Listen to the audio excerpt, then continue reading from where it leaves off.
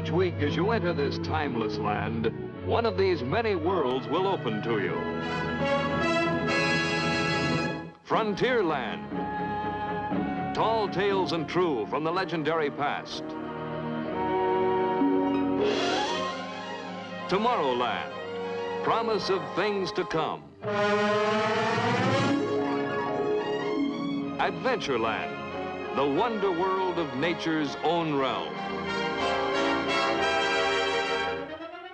Fantasyland, the happiest kingdom of them all. Presenting this week,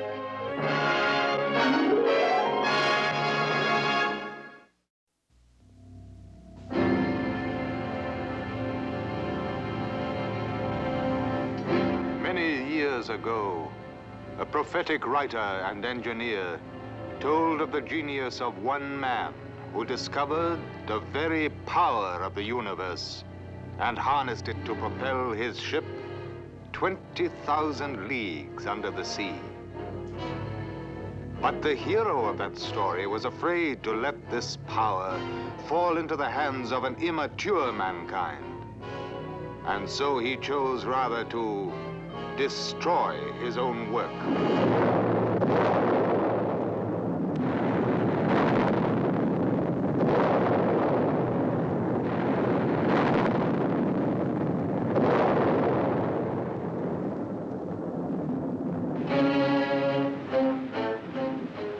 Yet there is hope. In God's good time, nature's own energies will come to humankind for a better and a richer life. Fiction often has a way of becoming fact. Not long ago, we brought you the immortal tale, 20,000 Leagues Under the Sea, featuring the famous submarine Nautilus. According to the story, this craft was powered by a magic force. Today, that tale has come true.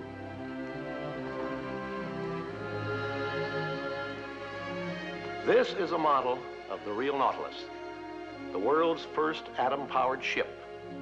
It's the first example of the useful power of the atom that will drive the machines of our atomic age. The atom is our future. It is a subject everyone wants to understand. So we felt it was the most important topic for a Tomorrowland program. In fact, we considered it so important that we embarked on several atomic projects. For one, we made plans to build an exhibit at Disneyland that will show you atomic energy in action. Now, our atomic projects here at the studio are twofold. We prepared this program and also a book so that we could tell you this important story in full detail. Both grew together. We gave them the same title, and many of the illustrations appear in both. As you can see, we found ourselves deep in the field of nuclear physics. Of course, we don't pretend to be scientists. We're storytellers. So we combine the tools of our trade with the knowledge of experts. We added a nationally known scientist to our staff to head our new science department. His first assignment was to write the book on the atom and to help us in developing this program. And here to tell you the story of our friend the atom is the author of our book, Dr. Heinz Haber. As we developed our story of the atom, we made an amazing discovery. We had a science story, but suddenly we realized that it was almost like a fairy tale. By a strange coincidence, our story turned out to be like the old fable from the Arabian Nights, the fisherman and the genie. This tale tells of an age-old wish of man, a wish to be the master of a mighty genie that does his bidding. There was once an old fisherman who lived in great poverty. One day, after casting his net many times, he happened to pull ashore a brazen vessel.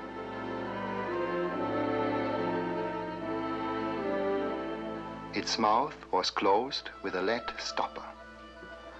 Marveling at his strange catch, the fisherman said, "I'll wager that whatever is sealed so well must contain something of great value."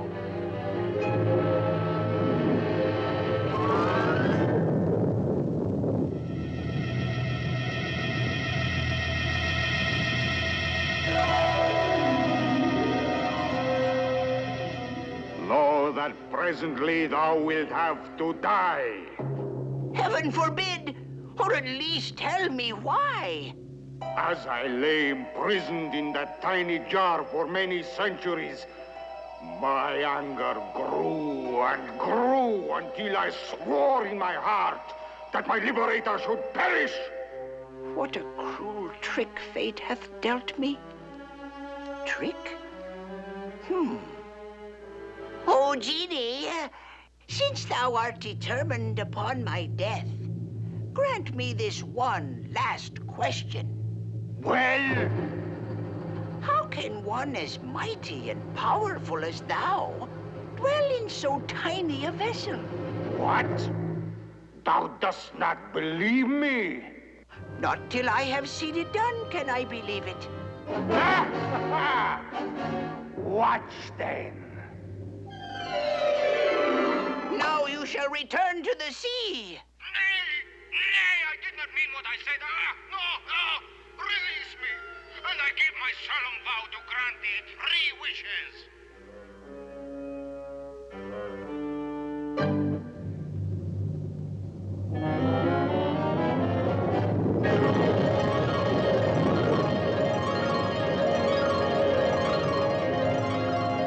Strangely enough, our story is like that fable, come true through science. We are like the fishermen. For centuries, we have been casting our net into the sea of the great unknown in search of knowledge. And finally, we found a vessel. And like the one in the fable, it contains a genie. A genie hidden in the atoms of this metal, uranium. Let me show you. This is a Geiger counter. It tells us that the genie is here, imprisoned in these atoms.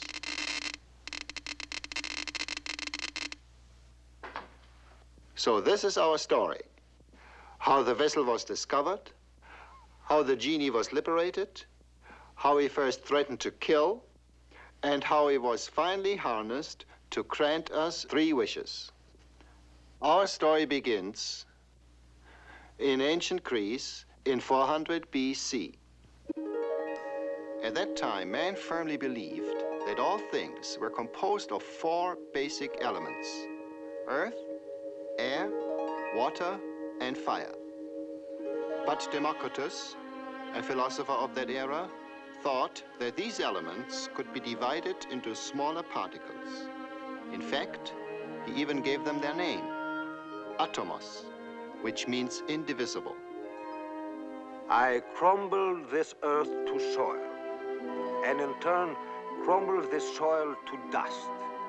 Now, if I could reduce this dust into its smallest particles, these would be atoms. This beach appears to be a solid carpet, but on closer inspection, we see that it is made of millions of grains of sand. If we think of grains of sand as atoms and pack them together, they can be molded into any desired form. So it is in this way nature uses these tiny particles, these atoms, to build all things: the earth, water, air, and fire. If air and fire consist of small particles, how can they rise? They would fall to the earth like a shower of pebbles. The man who disagreed with Democritus was Aristotle, a famous Greek philosopher. His philosophy shaped the thinking of man for the next 2,000 years. And so the idea of the atom was lost.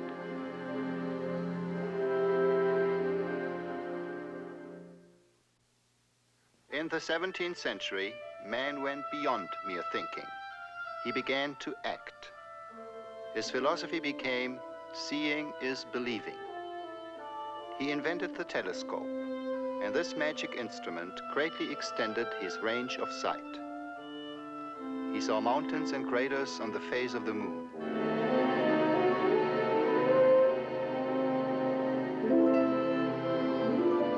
He found that the planet Venus also showed phases just like our moon, and that Jupiter has moons of its own. He saw for the first time the reddish disk of Mars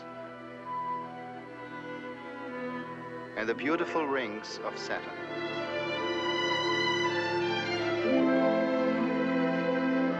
With a telescope, man discovered the universe in all its unbelievable richness.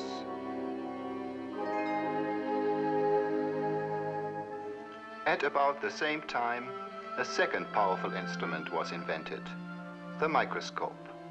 It opened up an entirely new and tiny world for man to explore. It was a world full of strange patterns and designs. Man found them in ordinary things such as wood, in the feathers of birds, in the bodies of insects, and in the scales of fish. The microscope revealed infinite details in everything. There was hidden beauty in miniature seashells, so tiny that millions of them form only a wisp of powder.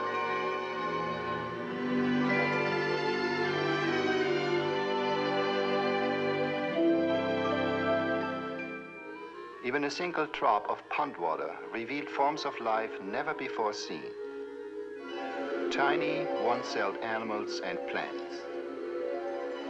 The microscope gave man his first look into nature's miniature universe, a world teeming with fantastic forms of life.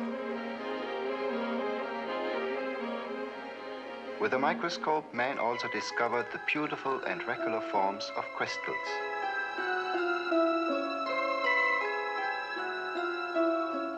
He marveled at the delicate shapes of snowflakes. In thousands, no two are alike. In the regular shapes of crystals lay hidden the secret of the atom's existence. Of course, the microscope doesn't show atoms. They are much too small for that. But it made man aware that everything he saw and discovered must be composed of something still smaller. One of the first men to explore nature's tiny realm was John Dalton, an English chemist. This was early in the 19th century. It was he who revived the idea of the atom. I believe Democritus was right. All things are made of atoms. Take copper, for instance. My drawings show how the atoms group together. They are like little, hard, indestructible balls with some unknown force acting between them. When the atoms pack together, layer upon layer, millions upon millions, then they build a tiny crystal. And when the crystals combine, they form the copper metal we are so familiar with.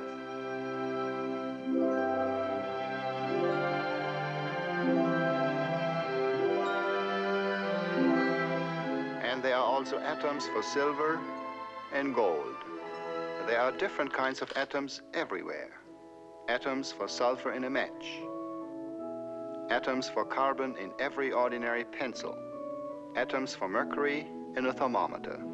A different kind of atom for each element. But most of nature's creations are mixtures. This glass is a mixture of different kinds of atoms. The wood here, another. This book is composed of more mixtures than I could name. The secret of how nature creates her mixtures was first understood in 1811 through the work of Amedeo Avogadro of Italy. When atoms of different elements combine, they form into small, compact masses, which I call molecules. I have found that there is a different proportion of atoms for each kind of molecule. For example, when one atom of oxygen combines with two atoms of hydrogen, they form the most common molecule in nature. This, of course, is H2O, water. It takes billions and billions of these water molecules to make a single drop of water.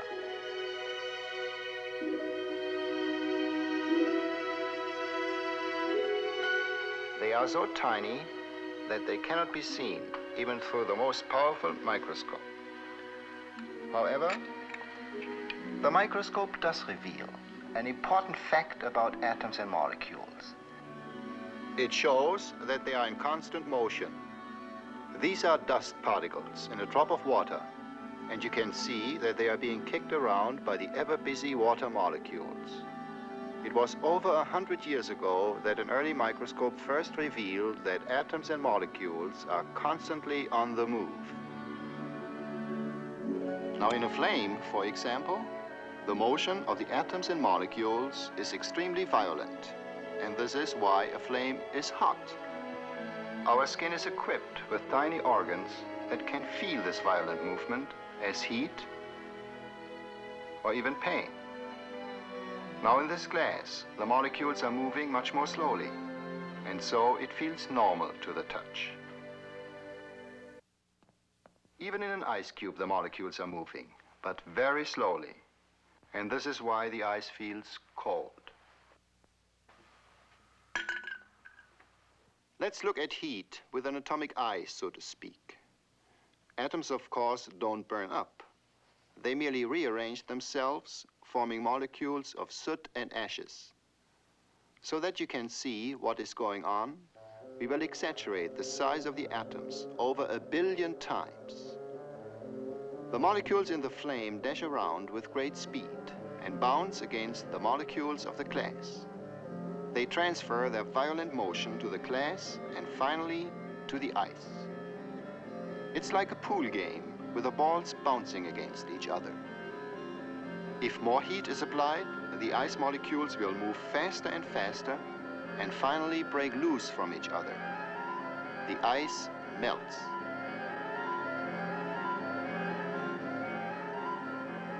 As the movement becomes more violent, the water begins to boil. The molecules are kicked away from the surface as steam. In hot steam, they're dashing around with great force. Enough force to bounce the lid of the jar.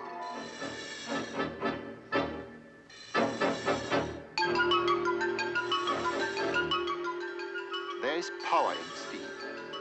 Power that can do more than just lift the lid.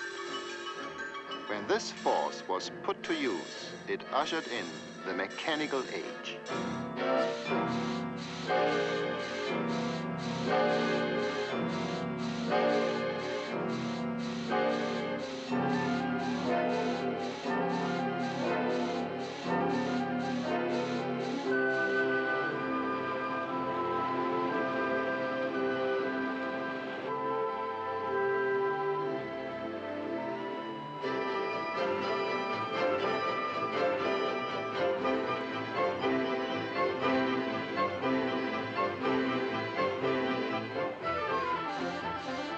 It was the power of steam that turned our generators to produce electric power.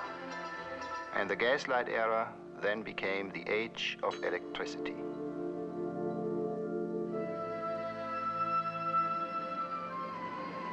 True, steam was a mighty servant, but it was a hungry servant. It had to be fed constantly, and satisfying its hunger cut deep into our precious resources of coal and oil. Man had not yet found the genie of our story. In fact, he hadn't even found the vessel in which the genie was imprisoned. The year was 1896. Again, in search of knowledge, the net was cast into the sea of the unknown, and like in our fable, a catch was made. An accidental catch. The discovery was made by Henri Becquerel, a French scientist. Today I discovered something very strange. I happened to leave a piece of uranium on a wrapped photographic plate in a dark drawer. When I developed the plate, I found that it was fogged. Apparently, the uranium had exposed it even in the darkness and through the wrapping. This uranium, it seems to possess some mysterious activity and give off some type of radiation all by itself. C'est extraordinaire. Becquerel had discovered radioactivity. Pierre and Marie Curie, two other French scientists, were greatly intrigued by this strange phenomenon.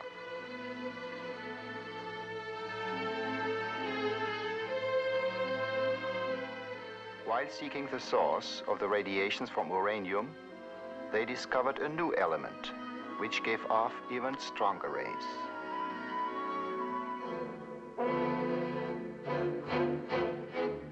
Look, our new element. How radiant it is. It even glows in the dark. We should call it radium. Radium turned out to be a mysterious source of energy. This remarkable element would go on radiating like an endlessly flowing spring. This was against all laws of science known at that time. How could this tiny mass contain so much energy? This mystery shook the very foundations of science. It was finally understood in 1905 when Albert Einstein discovered an important new law. His theory showed that every mass contains a tremendous amount of energy. E stands for energy, M for mass, and c squared is the speed of light multiplied by itself. Now, c squared is a very great number. And so, if multiplied by even a small mass, the result will be a very great amount of energy. This is a cold scientific explanation, but its deep meaning can be easily understood through our fable. Einstein, like the fisherman, found that a mighty force was contained in a small vessel.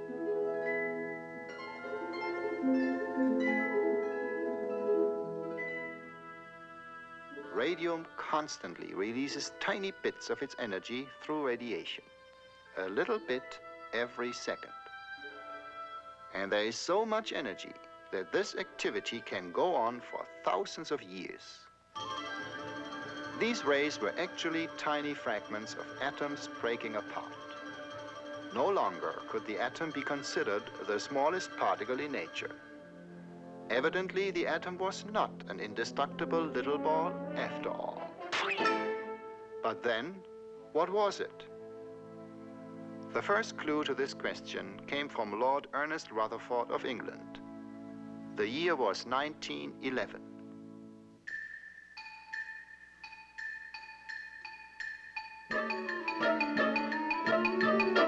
Today, I used the fast-flying fragments of radium as tools to probe into the atom.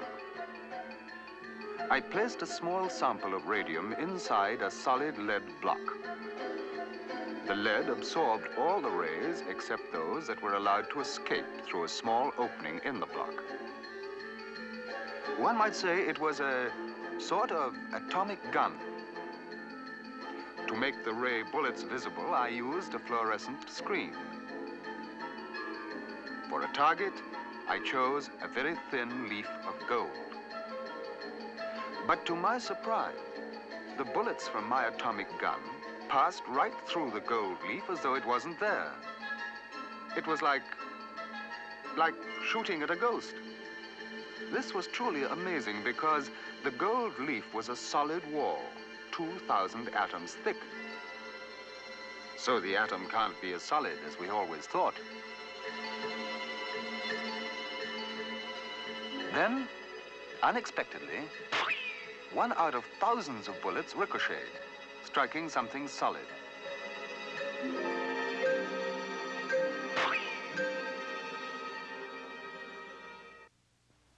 I can only conclude, then, the atom is mostly empty space, like a cloud or shell. But occasionally I hit something solid. It must be very small, a tiny particle in the center. I shall call it the nucleus of the atom. With Rutherford's discovery of the nucleus, scientists began to understand how nature builds her atoms. The shell of the atom appears solid, just as a fast-whirling fan seems solid. Actually, the shell is composed of a whirling swarm of tiny electrical particles called electrons. They circle around the nucleus like planets around the sun. So the atom is like a tiny solar system. But scientists are ever curious. Like the fisherman who examined the vessel he had hauled ashore, they began to probe the atomic nucleus for its secrets.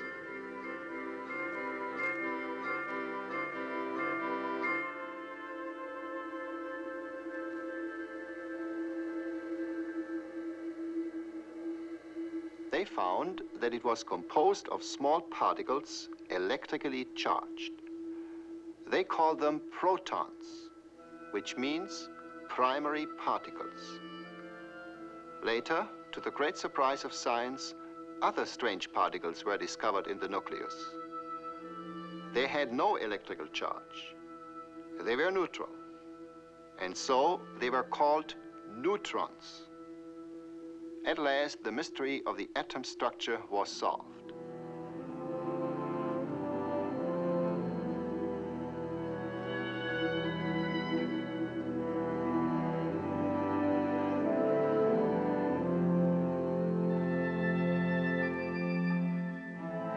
How amazing nature is. Think of it. There are countless solar systems of atomic suns and planets in everything.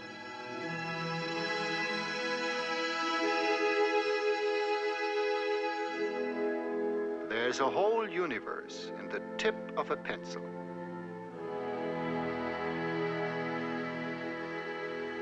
Even in this tiny pencil dot, there are billions of times more atoms than there are people on our Earth. There are many kinds of atoms. It's interesting to see how they differ in the various elements. It's a fascinating study in numbers. Let's start with number 1. The simplest atom in nature. 1 proton and 1 electron give us the element hydrogen, a very light gas.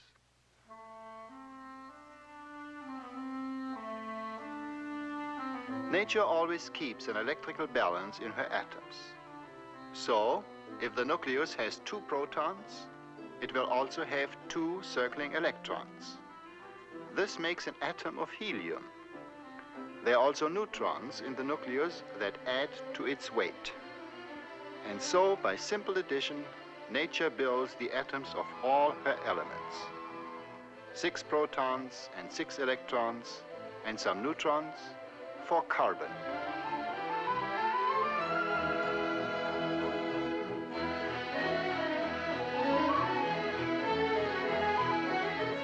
(16 and 16) for sulfur.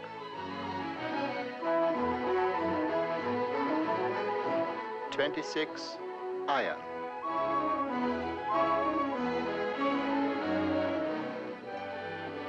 47 silver.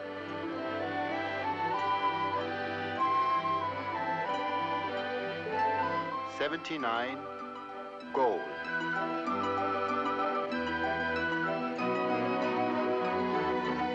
92 uranium, the famous radioactive element.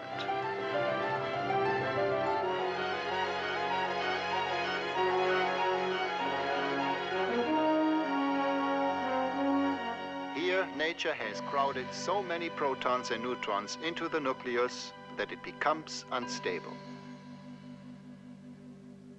Finally, it throws out a small fragment, and in this way, radioactive rays are born. These rays cannot be seen, heard, or felt. The Geiger counter is used to detect their presence. It gives off audible clicks when the rays pass through it. And there is another instrument which even makes the rays visible to the naked eye. This special device is called a cloud chamber. It contains a tiny bit of radium which gives off a constant shower of atomic fragments. Of course, the fragments themselves are much too small to be seen, but you can now see their trails. Each new vapor trail shows that another atom has thrown off a fragment. Each atom does this only once in its entire life, but there are so many atoms that this activity is going on almost endlessly.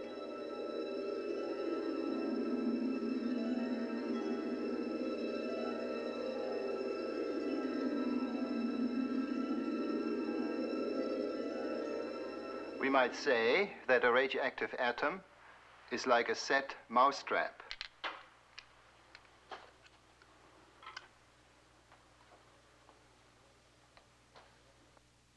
Both contain energy. The traps on this table represent the atoms in a piece of radium. Every so often, one breaks down all by itself, releasing a bit of energy. But radium is useless as a power source. There aren't enough atoms releasing their energy at the same time. But nature knows all the secrets of the atom. Since the beginning of time, she has used atomic energy to power the whole universe and to light the fires in the sky. The best example is our own sun. These are actual time-lapse pictures of the sun's rim. That vast display of energy comes from an atomic fire raging deep in the core of the sun. If this was an ordinary fire, the sun would burn to a dead heap of ashes within a few thousand years. But so much energy is produced by these atoms that the sun will go on shining for billions of years to come.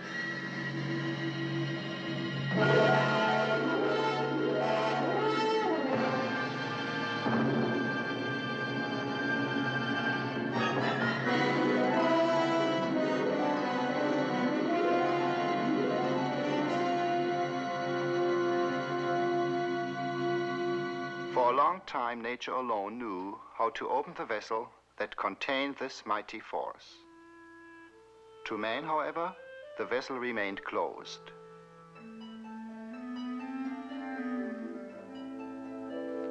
Finally, he discovered the secret of how to open the vessel himself.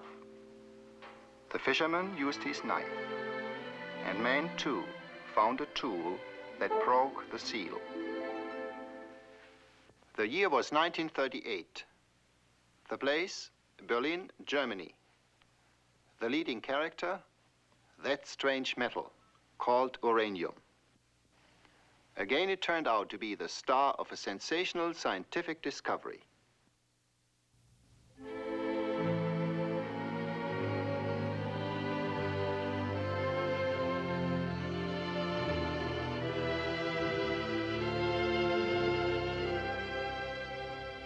Otto Hahn and Fritz Strassmann were probing the secrets of the uranium atom. Like Rutherford, they used atomic bullets. They used neutrons, the neutral particles that were discovered hidden in the nucleus of the atom. The neutron is an ideal bullet. Since it is neutral, it isn't deflected by the electrical charge of the atoms and flies through them in a straight course. Finally, it struck a nucleus. The uranium nucleus split in two. Atomic fission had been accomplished. But this wasn't all that happened. Two neutrons were released from the split nucleus. One bullet was used to split the atom, and two new ones were created in the process. Now we have two neutrons to split two atoms. This implied a fabulous prospect, a nuclear chain reaction in uranium. Let's go back to our mousetrap atoms. We can create a chain reaction with them. we'll use our 2 ping-pong balls for neutrons. They will be released when the atom splits. Now all these mousetraps are the atoms that will be in the game. They are set, loaded, and ready to go. To start the chain reaction, all we need is 1 neutron. It has to trigger just 1 trap. The ping-pong balls that are released will set off 2 other traps. And then we'll have 4 balls flying to trigger more traps. I think you can see what is going to happen. Watch.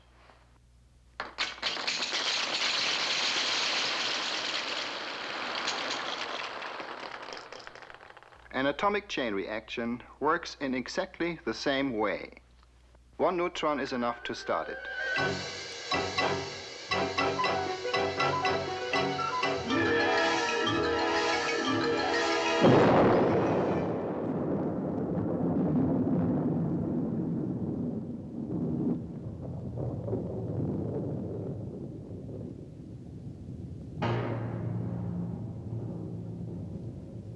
The atomic genie was freed, and his devastating force posed a fearful threat.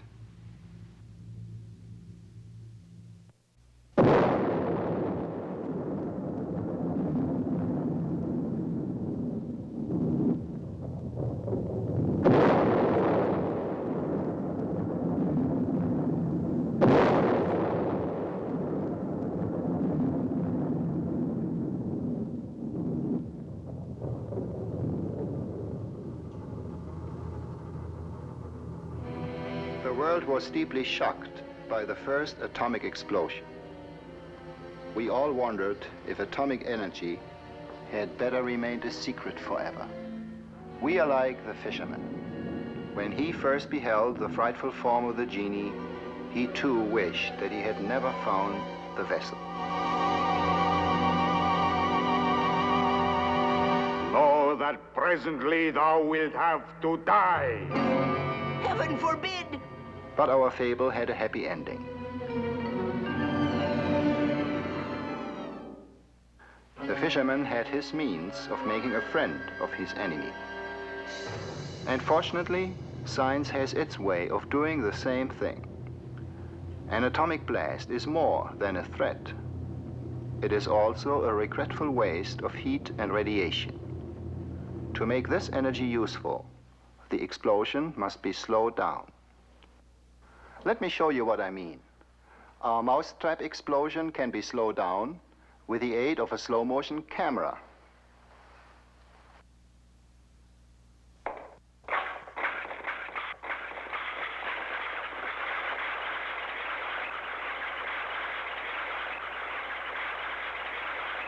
As you can see, the chain reaction is now spread over a longer period of time. The energy is released slowly, and the heat and radiation stay within useful limits. Atomic scientists produce slow nuclear chain reactions within the famous atomic reactor. It's really just a furnace with thick concrete walls to encase the atomic fire.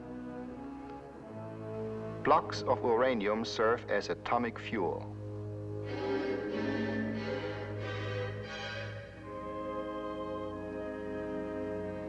To slow down the chain reaction, control rods that absorb neutrons are inserted in the blocks. These rods act like a damper in the furnace and catch some of the flying neutrons and take them out of play. This allows fewer atoms to split and keeps the reactor burning almost endlessly at an even temperature. With the chain reaction thus under control, the mighty atom can be put to use. The heat is picked up by a liquid that is piped through the hot core of the reactor.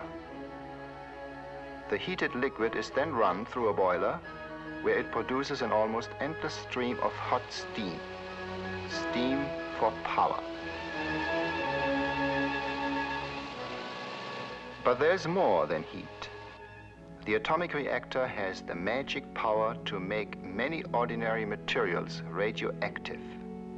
If, for example, a piece of iron is exposed to the shower of neutrons inside a reactor, the iron atoms pick up extra neutrons and become radioactive.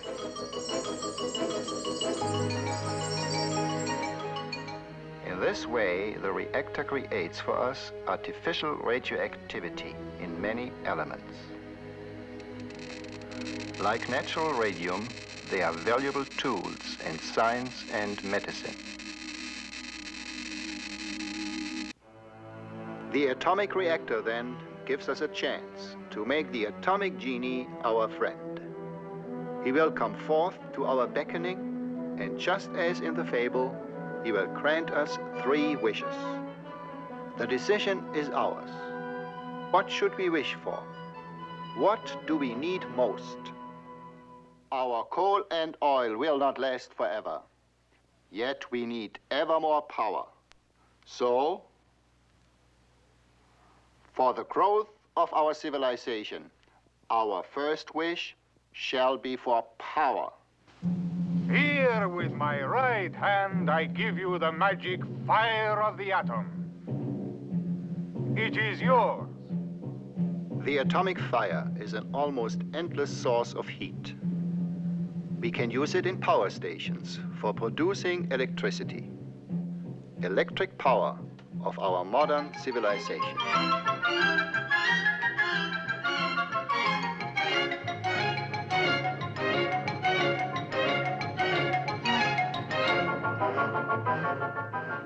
And then, the atom will run our ships.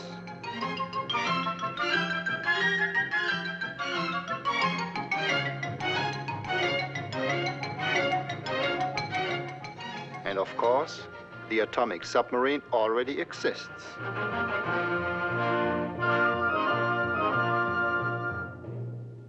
The atomic fire can heat air as well as water. Then the atom becomes the driving force of a jet engine. It can drive an airplane.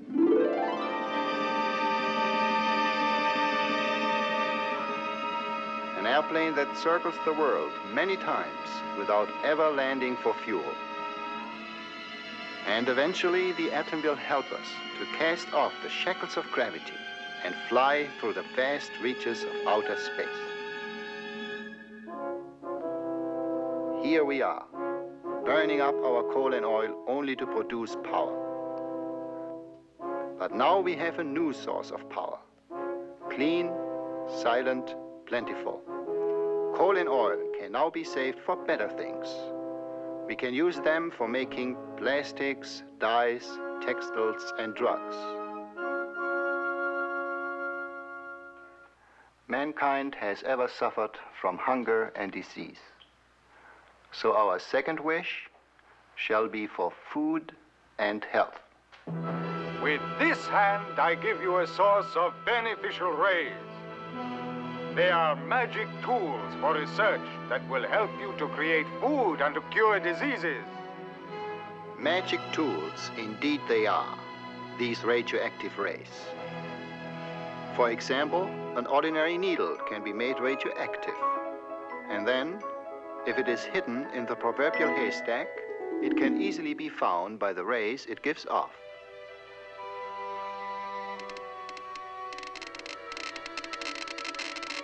Like this needle, all radioactive materials can be traced by their telltale rays.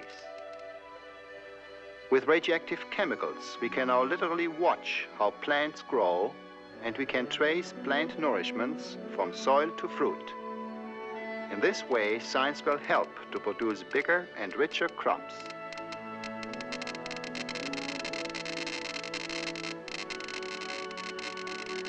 The growth of animals can be studied in the same way, and the best food can be found for better and healthier livestock.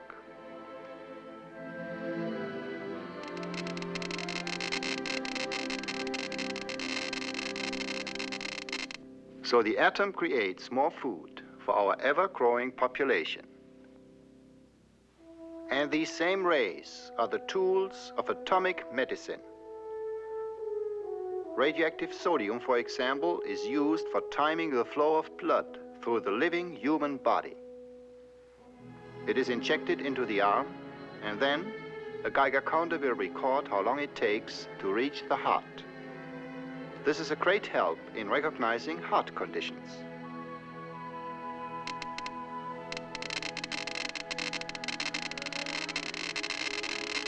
In diseases of the thyroid gland, radioactive iodine performs an amazing job. If mixed in an atomic cocktail, it will gather in the thyroid because iodine is attracted to this gland.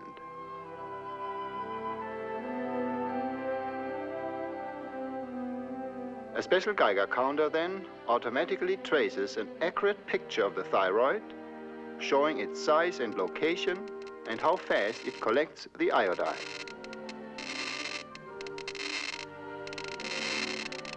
Radioactive elements can also heal. Phosphorus, for example, lodges in the bones, where its mild radiation can cure certain blood diseases. The patient carries his treatment with him, even while he works and sleeps. And then, radioactive cobalt is used in the famous cobalt bomb. But this bomb is a friendly one that is used in hospitals for fighting that dread disease, cancer. And there is left to us the third and last wish. It is an important choice. Many legends tell of how wishers made an unwise choice, and how their last wish destroyed the benefits of the first two. The atomic genie weighs in his hands the powers of both creation and destruction. As yet, the world has reason to fear those destructive powers.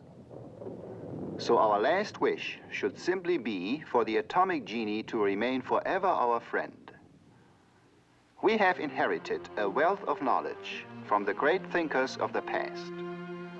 That this heritage would ever be applied towards destruction was farthest from their minds and hearts.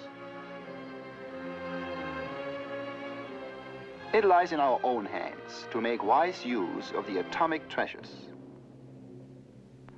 Then the magic touch of the genie will spread throughout the world, and he will grant the gifts of science to all mankind.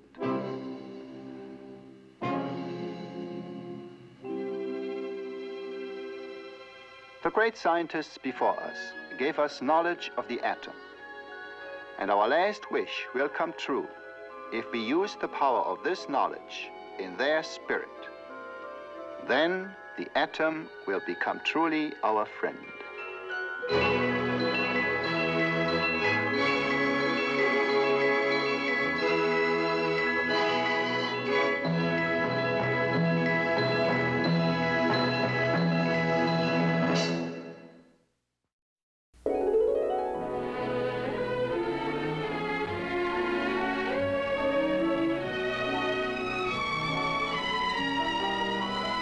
Now, in motion picture theaters everywhere, you'll be able to see for the first time Walt Disney's new Technicolor feature, Westward Ho the Wagons.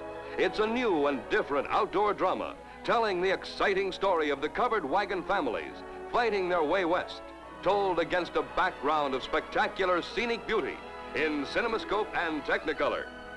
Westward Ho the Wagons. Now, you and your family can see this exciting motion picture entertainment in a theater or drive-in nearby. Look in your newspaper for theater names and showtimes. This has been an ABC Television Network film presentation.